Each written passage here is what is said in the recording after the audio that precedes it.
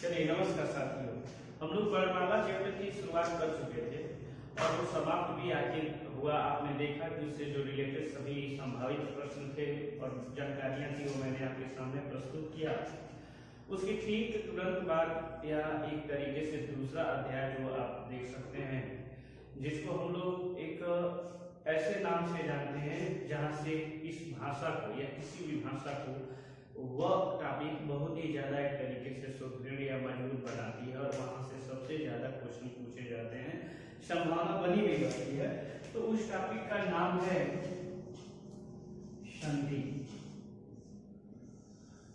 देखिए, अब सबसे पहले तो हम बातचीत करेंगे संधि शब्द पे कि ये जो संधि शब्द है इससे कितने संभावित प्रश्न पूछे जा सकते हैं, संधि शब्द में क्या निहितार्थ है और संधि से क्या क्या प्रश्न आते हैं।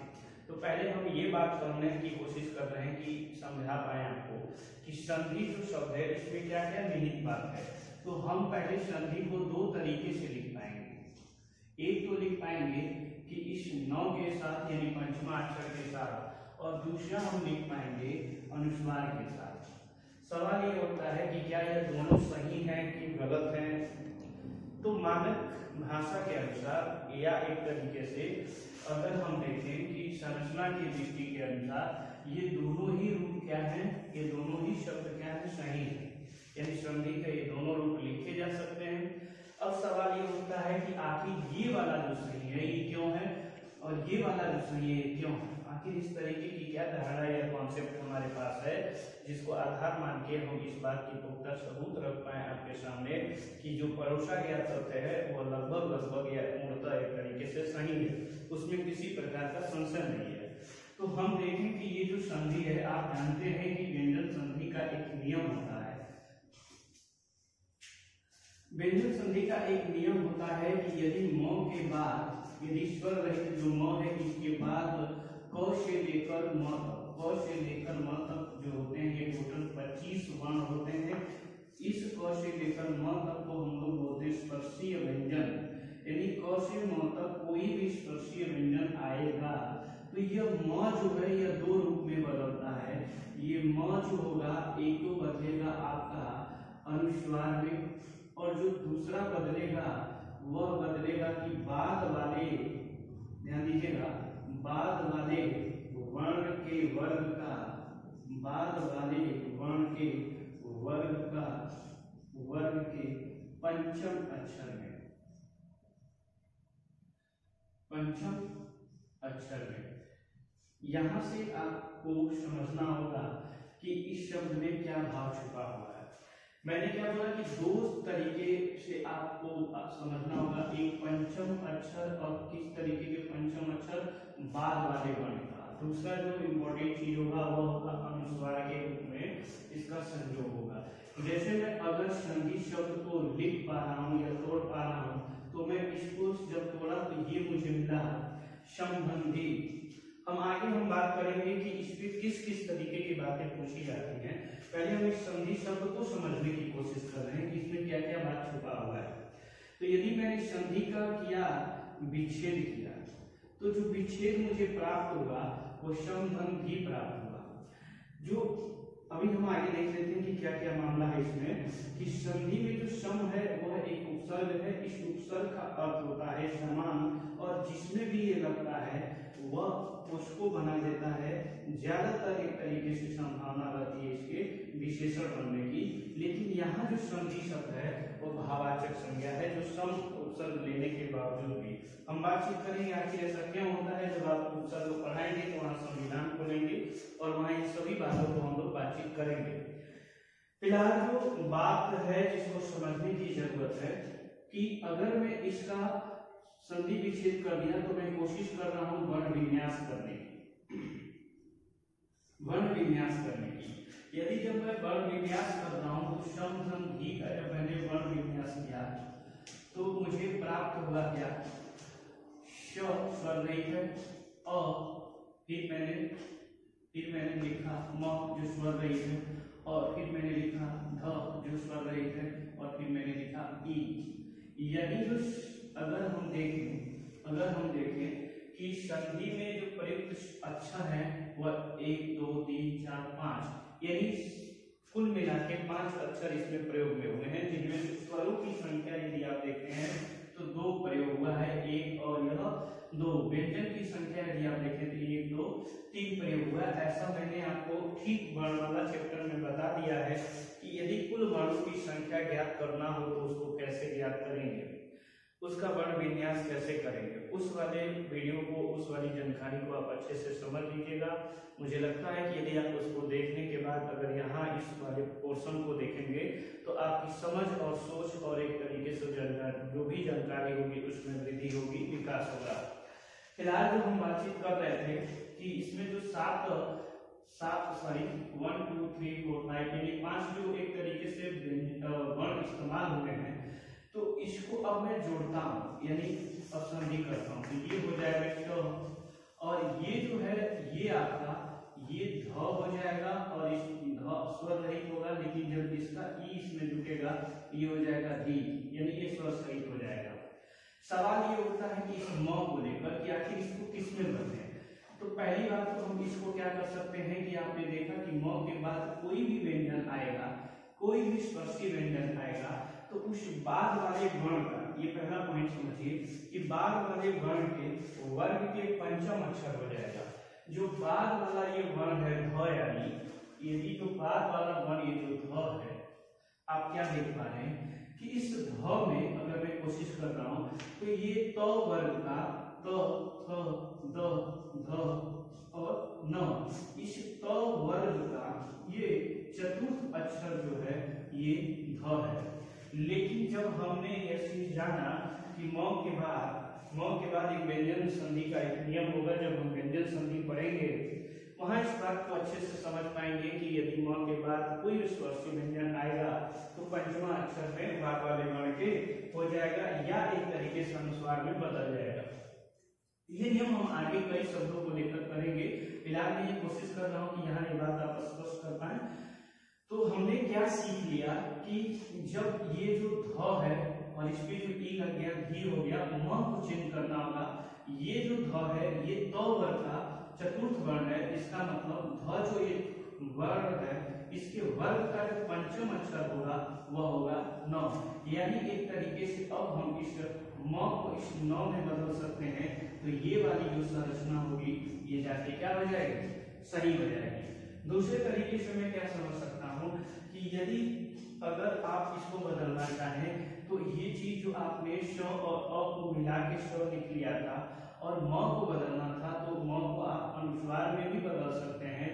यहाँ जो ध था और इस पे ई की मात्रा थी, ये एक तरीके से हो जाएगा संधि। ये भी जो एक संरचना है या शब्द रूप है, ये भी क्या हो जाएगा, शब्द हो जाएगा।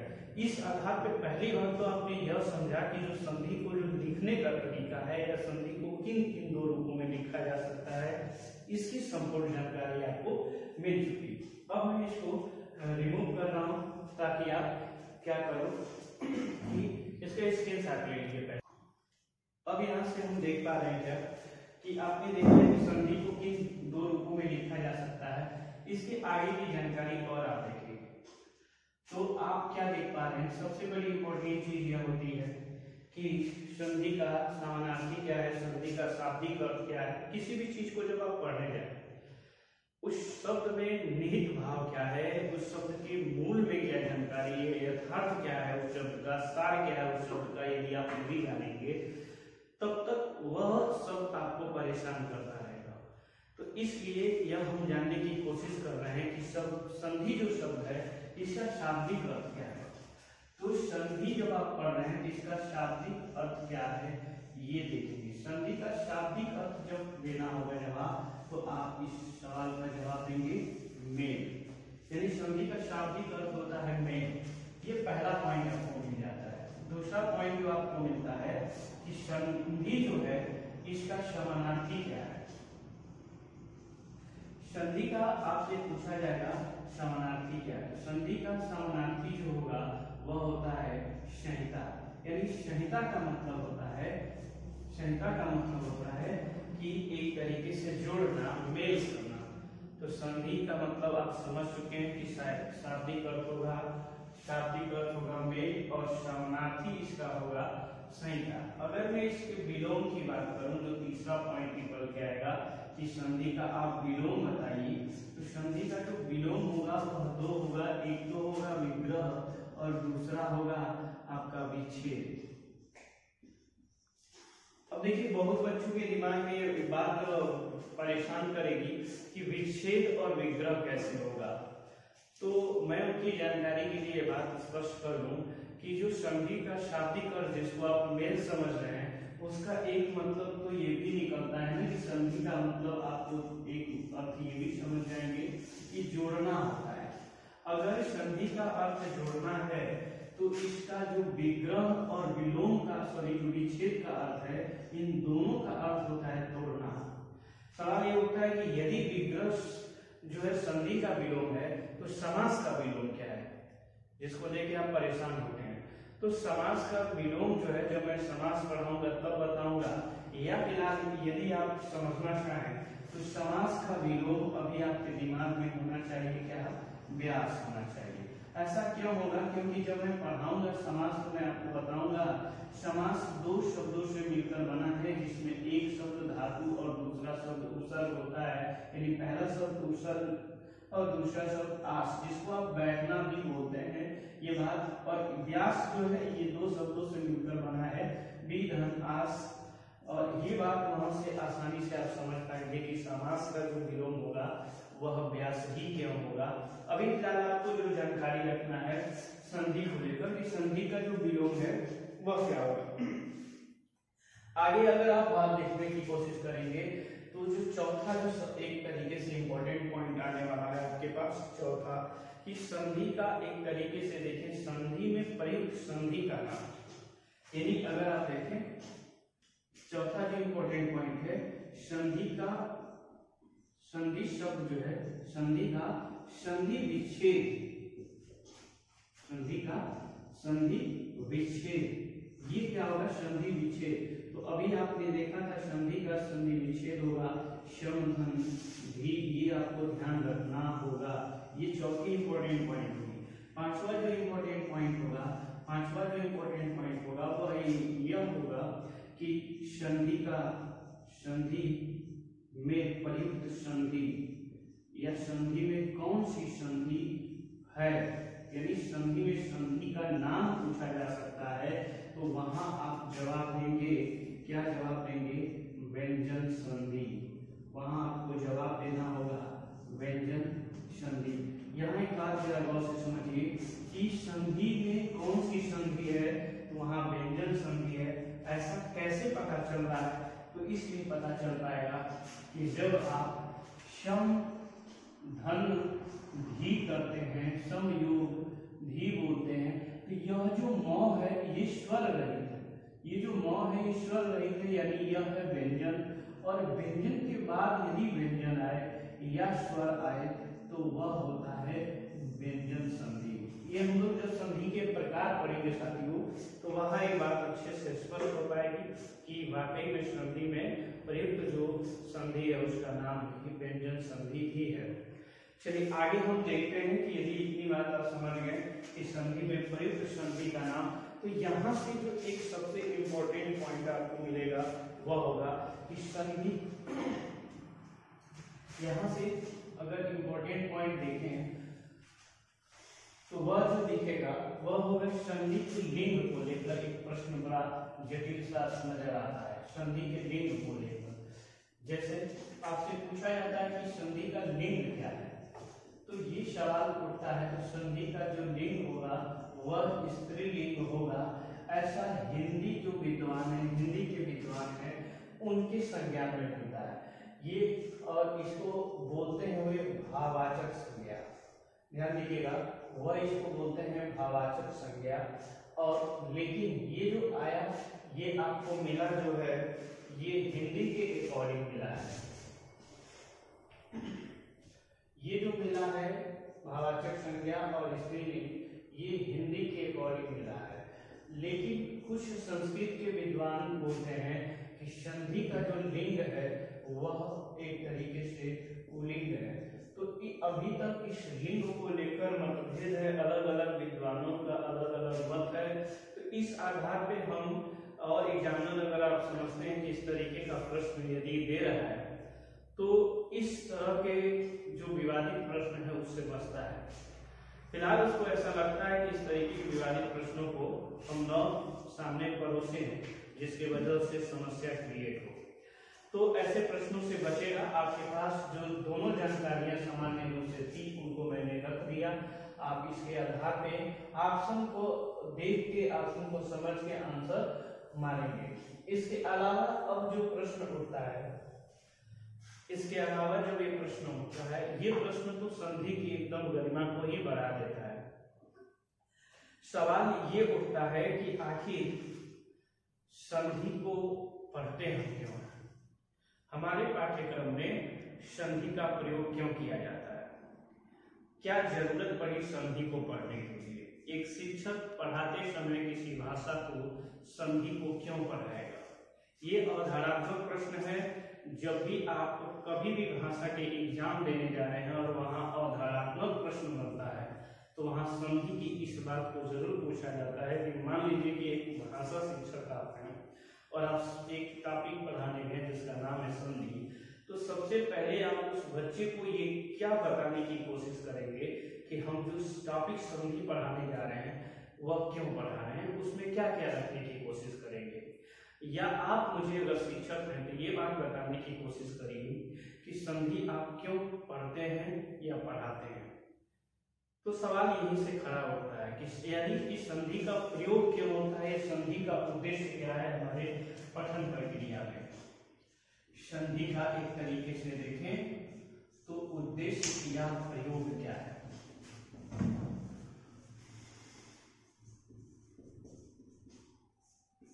संधि का उद्देश्य या प्रयोग।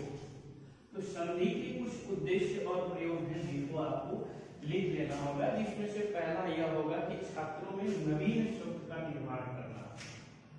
पहला पॉइंट यह होगा कि छात्रों में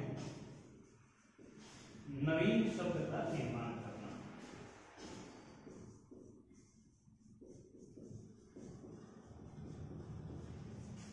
अब यहाँ जो इम्पोर्टेंट बात आपको नजर आएगी वह यह होगी कि छात्रों में नवीन जो शब्द का निर्माण करना है, इनकी क्षमता का वो विकास करेगा या क्षमता उत्पन्न करेगा। एक तरीके से अगर आप लिखना चाहें तो यह लिख सकते हैं कि छात्रों में नवीन शब्द के निर्माण की क्षमता को विकसित करना।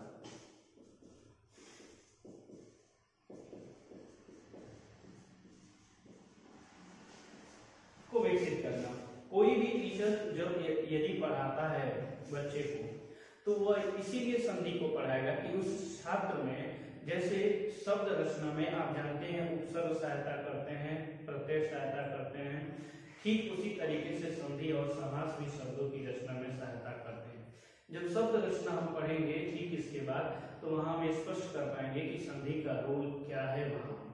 लेकिन फिलहाल हम बात जो कर रहे हैं इसमें हम ये कोशिश कर रहे हैं कि जब ये टॉपिक पढ़ाएं तो उसमें बच्चों को एक तरीके से नवीन शब्दों यानी नए शब्दों की रचना कैसे हो, और एक तरीके से जो दूसरा उसमें इम्पोर्टेंट पॉइंट है वह यह है कि जब संधि आप पढ़ा रहे हो और जब संधि पढ़ाने के बाद जब संधि विच्छेद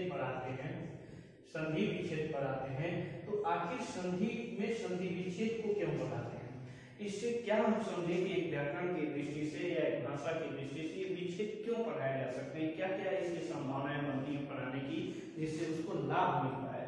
तो ये बात आप स्पष्ट कर पाएंगे कि संधि विच्छेद हम उस शब्द के उच्चारण की शुद्धता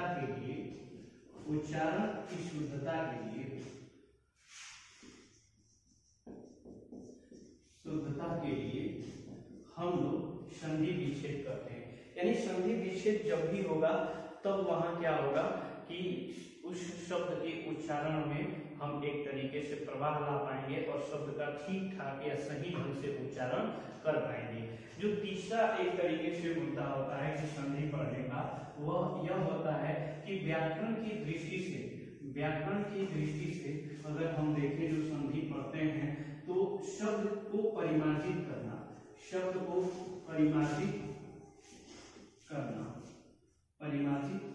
करके लिखना, पढ़ना या अध्ययन करना। यानी क्या मतलब समझ में आ रहा है आपको कि किसी भी शब्द को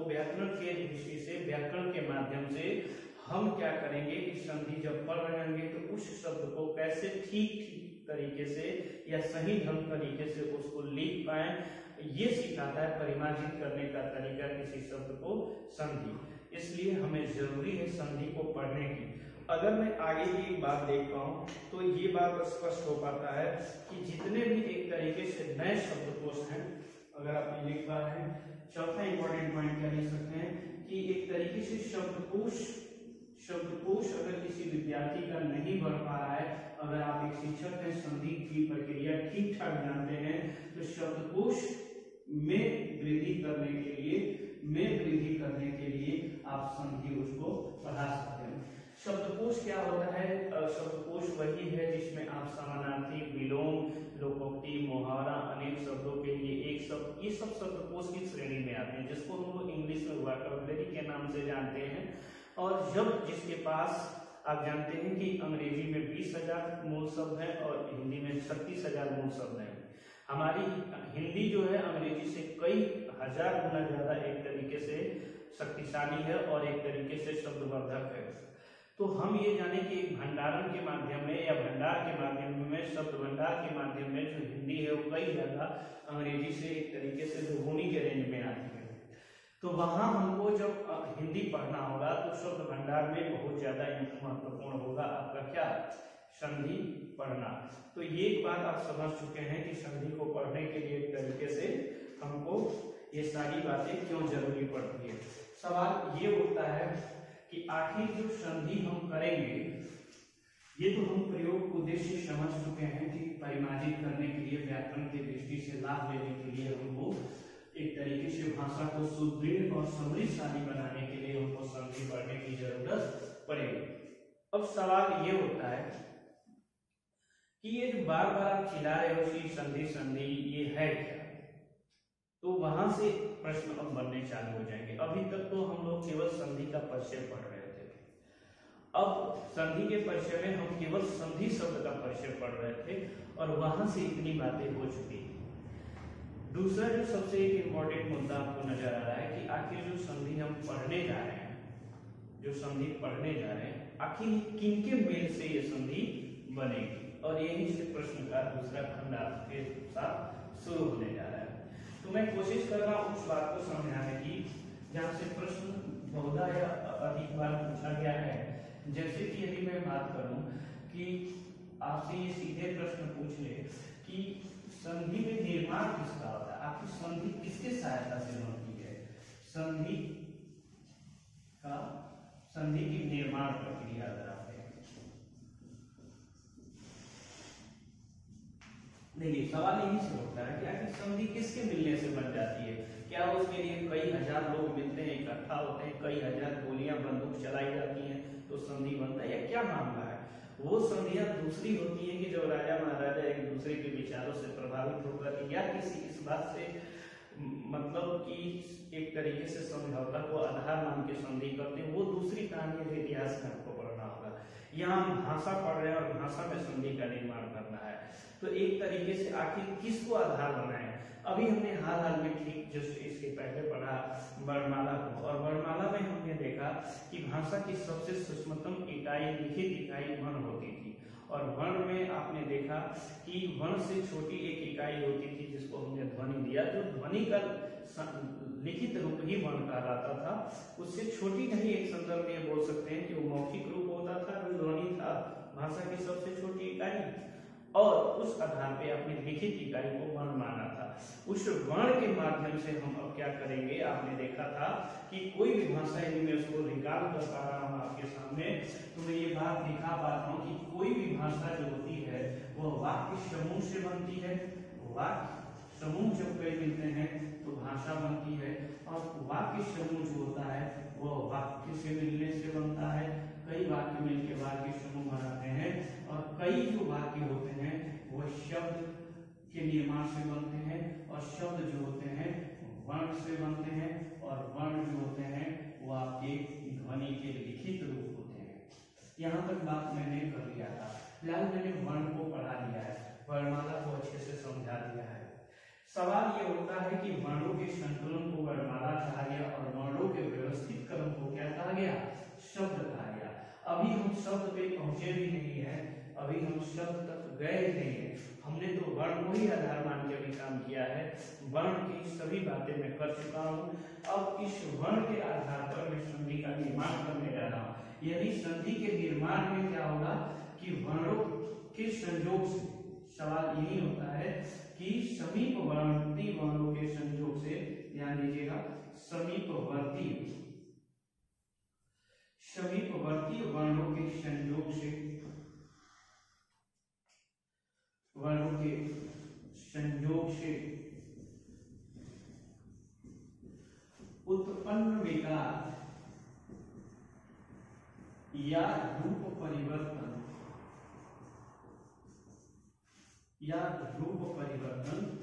ही संधि कहलाती है। संधि कहलाती है। सवाल देखिए, परिभाषा गठित हो चुका है। बातें अगर आप देख पा रहे हैं तो ये स्पष्ट हो चुका है कि जो संधि में संयोग होने वाला है वह वर्णों का संयोग होने वाला है। यानी वर्णों के मेल से अगर किसी का निर्माण होता है तो वह है शब्द, और उसके अलावा अगर कोई चीज आप देख पा रहे हैं तो उसको हम बोलते हैं संधि। यानी कि वर्णों के संयोग से अब होने जा रहा है संधि। और आपसे प्रश्न पूछा जा सकता है कि इनमें से निम्नलिखित में से संधि के परिप्रेक्ष्य में कौन सा सही बात है। जैसे अगर सवाल दे दे कि शब्दों के मेल से बनती है संधि, वर्णों के मेल से बनती है संधि, ए और बी दोनों, इनमें से कोई नहीं, तो वहां सवाल होगा कि वर्णों के, सवाल का जवाब होगा वर्णों के मिलने से उत्पन्न विकार या रूप परिवर्तन ही संधि होती है, यानी ऑप्शन नंबर ए। तो ये बात स्पष्ट हो चुकी है कि वर्णों का संयोग होने जा रहा है। अब हम ये कोशिश करेंगे कि आखिर वर्ण क्या होते हैं, और वर्ण को मैंने बहुत बेहतरीन खूबसूरती से आपको पढ़ा दिया है कि वर्ण वही होते हैं जो हमारे मुंह से ध्वनि के रूप में उच्चारित होते हैं और उसको हम लिखित रूप दे देते हैं तो वो वर्ण हो जाते हैं या अक्षर हो जाते हैं। यहाँ पर मैंने बातचीत कर लिया है, आपको वो सारे वीडियोस देख लेंगे, आपको आइडिया मिल जाएगा। फिर मैं आगे की बात करता हूँ कि वर्ण आखिर जो है इनके आधार पर संधि के प्रकार, वर्ण के आधार पर संधि के प्रकार लिखते हैं। वर्ण के आधार पर संधि के प्रकार लिखते हैं।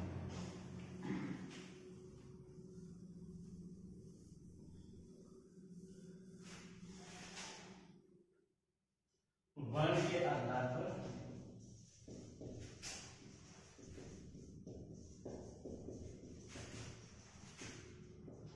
संधि के प्रकार।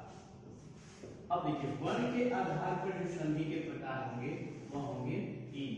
इससे पहले एक बात और समझ लेंगे कि जब हम बता रहे थे कि संधि का निर्माण होगा और वर्णों के मिलने से होगा, तो आखिर वो वर्ण कैसे होंगे, कहां से आएंगे, कहां से लाएंगे वर्ण, किन किन वर्णों का संयोग होगा। आखिर दो शब्द हमारे पास हैं, दो शब्दों में किन वर्णों को मिला दें, पहले को आखिरी से, आखिरी को पहले से, बीच को बीच से, किससे मिलाना होगा, तो वो सवाल को हम समझ के हम प्रकाशित चलेंगे। जैसे मैंने क्या देख लिया कि देखिए, दो हमारे पास शब्द होंगे, हमारे पास दो शब्द होंगे या दो पद होंगे, और दोनों शब्द या पदों का पहला शब्द जो होगा इसका अंतिम वर्ण, पहला शब्द जो होगा इसका अंतिम वर्ण, और जो दूसरा शब्द होगा इसका प्रथम वर्ण। ध्यान दीजिएगा, प्रथम वर्ण और अंतिम वर्ण। अंतिम वर्ण और प्रथम वर्ण के मिलने से एक विकार होगा, और यह विकार जो जनित जो शब्द आएगा वही आपका संधि कहलाएगा। जैसे मैंने एक सामान्य शब्द लिया हिम शब्द लिया, और मैंने लिया आलय, मैंने लिया हिम और आलय। तो अगर मैं यहाँ देखता हूँ कि यहाँ है अ और यहाँ है आ, तो आप क्या देखते हैं कि इस म में अगर मैं पूरे शब्द को तोड़ रहा हूँ तो स्वर रहित कदम ह, फिर इसके बाद से हो जाएगा ई, फिर इसके बाद से हो जाएगा म, फिर इसके बाद से होगा अ, और फिर से यहाँ देखिए आ, फिर यहाँ देखिए ल, स्वर रहित होगा अ, और यहाँ होगा य, और इसके बाद होगा अ। तो अगर मैं एक बात कोशिश कर रहा हूँ समझने का, आप जो ये देख रहे हैं इतना शब्द हो गया ई, म शब्द हो जाएगा, ये म हो जाएगा, ये आ शब्द हो जाएगा, और ये ल शब्द हो जाएगा, और ये आपका य शब्द हो जाएगा।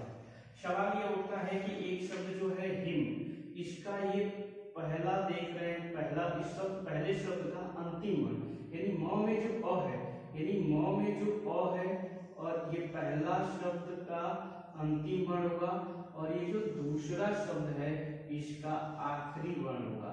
पहले शब्द का अंतिम वर्ण और जो दूसरा शब्द यहाँ से चालू हुआ है इसका अंतिम वर्ण के संयोग से एक विकृति आई है और इस विकृति के कारण एक नए शब्द की रचना हुआ है जिसको